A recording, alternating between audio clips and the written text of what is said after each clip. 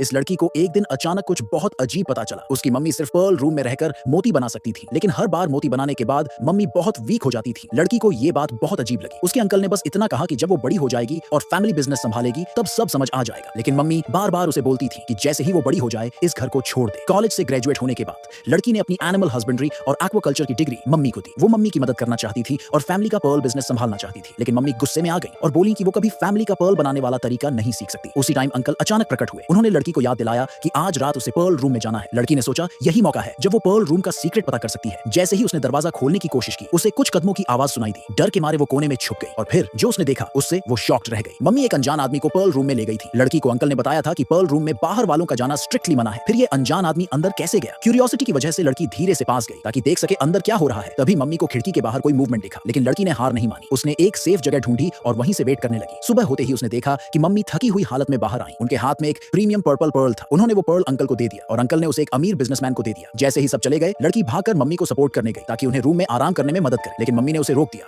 और अंदर नहीं आने दिया। लड़की को शक हुआ कि शायद रूम में और कोई है। मम्मी ने गुस्से में उसे धक्का दिया और दरवाजा जोर से बंद कर दिया। लड़की ने बहुत नॉक किया, लेकिन मम्मी ने दरवाजा नहीं खोला। तभी लड़की को याद आया कि जो अनजान आदमी रात को अंदर गया था वो कभी बाहर ही नहीं आया। जब वो इसी बात में उलझी हुई थी उसने अंकल को बड़बड़ाते हुए सुना। वो उस अनजान आदमी को थैंक यू बोल रहे थे जिसने इतना खूबसूरत मोती बनने में मदद की थी। लड़की अब भी समझ नहीं पा रही थी कि उस अनजान आदमी का इन गहरे मोतियों से क्या कनेक्शन है। जब अंकल पर्ल रूम में चले गए तो लड़की एक बार फिर चुपचाप खिड़की के पास गई, लेकिन इस बार उसने देखा कि मम्मी और अंकल के बीच काफी जोरदार बहस हो रही थी। अंकल कह रहे थे कि आज जो अमीर बिजनेसमैन आया था वो उनका एक बड़ा क्लाइंट है और वो डिमांड कर रहा है कि और मोती जल्दी से बनाए जाएं, लेकिन मम्मी ने साफ मना कर दिया। तब अंकल ने धमकी दी कि अगर मम्मी ने मोती नहीं बनाए तो उनकी बेटी को क्लैन वुमन बनकर उनकी जगह लेनी पड़ेगी। मम्मी नहीं चाहती थी कि उनकी बेटी भी उसी दर्द से गुजरे जो वो खुद झेल चुकी थी, इसलिए उन्होंने मजबूरी में अपने भाई की बात मान ली और मोती बनाना कंटिन्यू करने का फैसला किया। उन्हें ये नहीं पता था कि बाहर लड़की ये सब कुछ देख और सुन रही थी। उसी वक्त लड़की कंफ्यूज हो गई जब उसने देखा कि मम्मी अपना स्कर्ट उतार रही थी। तभी अंकल ने उसे देख लिया और फिर गुस्से में डांटते हुए बोले कि वो फैमिली बिजनेस का हिस्सा नहीं है तो उसे पर्ल रूम की चीजों में झांकना नहीं चाहिए। मम्मी के लिए लड़की ने कहा कि वो अब फैमिली बिजनेस संभालना चाहती है। ये सुनकर अंकल बहुत खुश हो गए। उनके मन में चल रहा था कि अब जब मम्मी और मोती नहीं बना सकती तो लड़की उन्हें परफेक्टली रिप्लेस कर सकती है। मम्मी ने अपनी बेटी को प्रोटेक्ट करने के लिए गुस्सा पीते हुए कहा कि अंकल ने उन्हें फोर्स नहीं किया, बस उनकी तबीयत ठीक नहीं रहती इसलिए परेशान मत हो, और फिर सख्ती से लड़की को दोबारा पर्ल रूम में न जाने की वार्निंग दी। लेकिन उस दिन के बाद लड़की ने देखा कि अंकल रोज किसी न किसी बाहर वाले को पर्ल रूम में ले जा रहे हैं और फिर अगले दिन मम्मी एक और टॉप क्वालिटी पर्ल बना देती थी। और सबसे अजीब बात, जो लोग पर्ल रूम में जाते वो कभी बाहर नहीं आते और उधर मम्मी हर दिन और ज्यादा कमजोर होती जा रही थी। अंकल को मम्मी की हालत की कोई फिक्र नहीं थी, उन्हें बस ये फिक्र थी कि मोती टाइम पे क्लाइंट्स को डिलीवर हो। आखिरकार मम्मी बीमार पड़ गई और बिस्तर पर ही रह गई। उन्हें इस हालत में देखकर लड़की का दिल टूट गया। तब लड़की ने अंकल से कहा कि अब वो मम्मी की जगह लेने को रेडी है, क्लैन वुमन के रूप में जो मोती बनाएगी। अंकल ने उसे इंस्ट्रक्शन दिया कि वो आज रात अपने पायजामे में पर्ल रूम में आए। लड़की ने जब पर्ल रूम का दरवाजा खोला तो जो कुछ अंदर देखा उससे वो डर के मारे कांप उठी।